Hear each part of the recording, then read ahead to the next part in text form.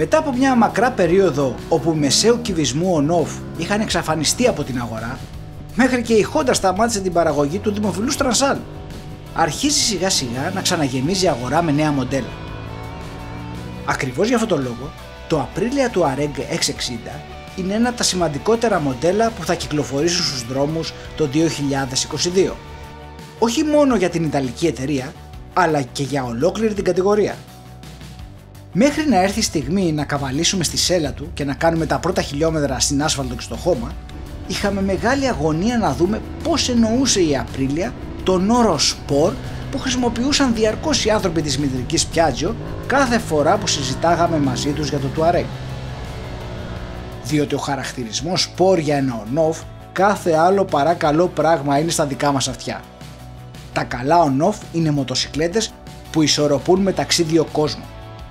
Ως αποτέλεσμα, αν τονίσεις ένα χαρακτηριστικό τους, αυτομάτως αποδυναμώνεις κάποιο άλλο και χάνεται η ισορροπία. Τονίζεις την άνεση, αυτομάτως προσθέτεις όγκο και βάρος που έχει επιπτώσει στα δυναμικά χαρακτηριστικά. Τονίζεις τις επιδόσεις και τα δυναμικά χαρακτηριστικά, αυτομάτως θα πρέπει να κάνεις παραχωρήσεις στον τομέα της άνεσης. Ακόμα και στα Mega On-Off που λόγω υψηλής τιμής υπάρχει δυνατότητα να χρησιμοποιήσεις την τελευταία λέξη της τεχνολογίας και τα ακριβότερα υλικά, πάλι θα πρέπει να κάνεις παραχωρήσεις και επιλογές προς τη μία ή την άλλη κατεύθυνση.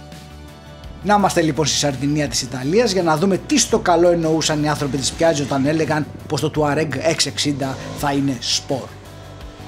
Τα καλά νέα ξεκίνησαν από τη βραδινή στατική παρουσίαση, όπου φάνηκε ξεκάθαρα πως οι σχεδιαστές του Touareg 660 ήξεραν πολύ καλά από την αρχή πως πρέπει να είναι μια on-off μοτοσικλέτα της μεσαίας κατηγορίας και κυρίως τι έλειπε από την αγορά τα τελευταία 10 χρόνια τουλάχιστον.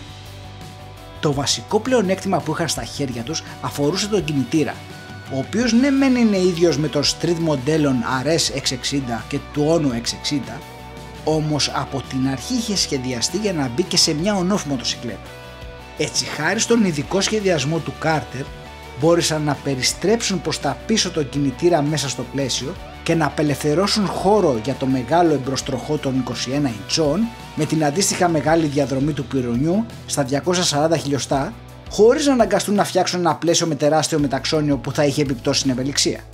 Όμως παρά τη στενή συγγένεια με τους κινητήρες του RS 660 και του Ono 660, ο κινητήρας του Touareg έχει διαφορετικό κυβότιο ταχυτήτων με πιο κοντή τελική μετάδοση και ακόμα πιο κοντές στις πρώτες σχέσεις, ώστε να ταιριάζει καλύτερα στον νέο ρόλο του. Φυσικά και για τον ίδιο λόγο, διαφορετική είναι η ρύθμιση του ride-by-wire ψεκασμού και των ηλεκτρονικών.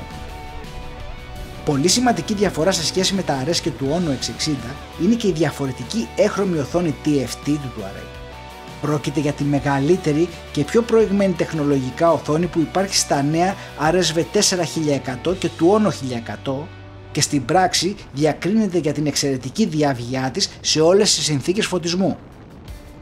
Εννοείται πως έχει Bluetooth και built-in navigation, το οποίο λειτουργεί μέσω smartphone και του ειδικού app Mia του ομίλου Piaggio. Όλα τα παραπάνω κάνουν το Touareg 660 την πιο σύγχρονη και πλούσια σε επίπεδο εξοπλισμού on-off της κατηγορίας της αυτή τη στιγμή.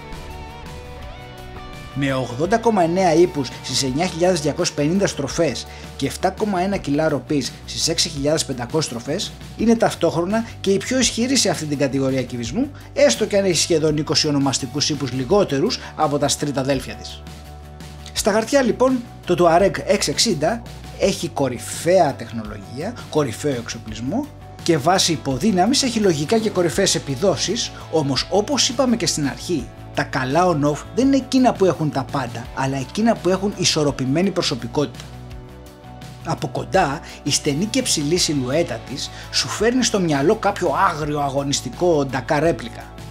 Όμως μόλις κάτσεις στη σέλα του, η μοτοσικλέτα βουλιάζει στις μαλακές αναρτήσεις και το στενό εμπρός κομμάτι της σέλας επιτρέπει να πατάς και με τα δύο πόδια στο έδαφος, ακόμα και αν δεν ξεπερνάς σε ύψος των 70.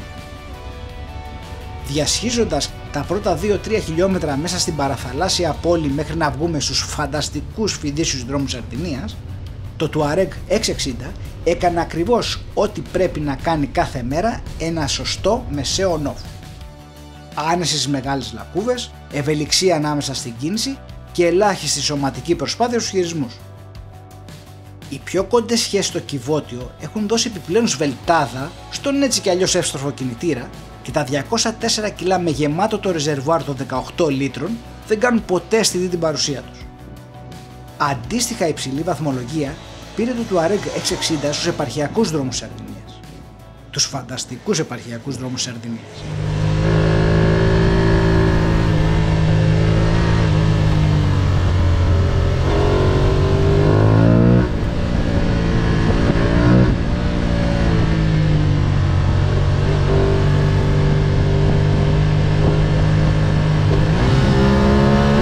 Η τελική ταχύτητα στις ευθείες έχει περιοριστεί στα 184 χιλιόμετρα ανά ώρα. Στο κοντέρ βέβαια ξεπερνά τα 190. Όμως η σταθερότητα ήταν άψογη παρά τους πλάγιους ανέμους και η προστασία από την πλατιά και κάθετη ζελατίνα πάρα πολύ καλή. Στις στροφές η ευελιξία ήταν ξανά το δυνατό χαρτί του Touareg 660 και η αμεσότητα αντιδράσεων σε κάθε εντολή του αναβάτη αποτελούν το σημείο αναφοράς στην κατηγορία του. Τα 20 χιλιόμετρα χωματόδρομου που περιλάμβανε η διαδρομή αυτής της πρώτης οδηγικής επαφής μας με το Touareg 660 στην Ιταλία προφανώς δεν επαρκούν για να του δώσουμε κάποιο τίτλο νικητή. Όμως ήταν αρκετά για να μας αφήσουν μια γλυκιά προσμονή έως τη στιγμή που θα έρθει στην Ελλάδα και φυσικά την πολυήμερη δοκιμή και τη σκληρή δοκιμασία του Μεγκατές με τους αντιπάλους του, όπου ο αντιπάλους του θα έχει τους πάντες. Στους Ιταλικούς χωματόδρομους πάντως, το Touareg 660 έδειξε πως είναι σύμμαχος του αναβάτη. Οποιουδήποτε αναβάτη. Καμία σχέση δηλαδή με τα Dakar ρέπλικα που αν δεν πας με την ταυτότητα στο στόμα δεν δουλεύει τίποτα σωστά και καμία σχέση με τα θηριώδη Mega On-Off που βλέπεις μπροστά σου νεροφάγωμα και σε πιάνει η ψυχή σου. Το Touareg 660 μπορείς να το οδηγείς όρθιος ή καθιστός, μπορείς να έχεις ενεργοποιημένα όλα τα ηλεκτρονικά ή να τα απενεργοποιήσεις πλήρως. Κυρίως όμως μπορείς να μπεις σε οποιονδήποτε χωματόδρομο βρεις μπροστά σου χωρίς να το σκεφτείς δεύτερη φορά, χωρίς να πρέπει να πάρεις μια βαθιά ανάσα, χωρίς να πρέπει να καταστρώσεις κάποια ψαγμένη στρατηγική.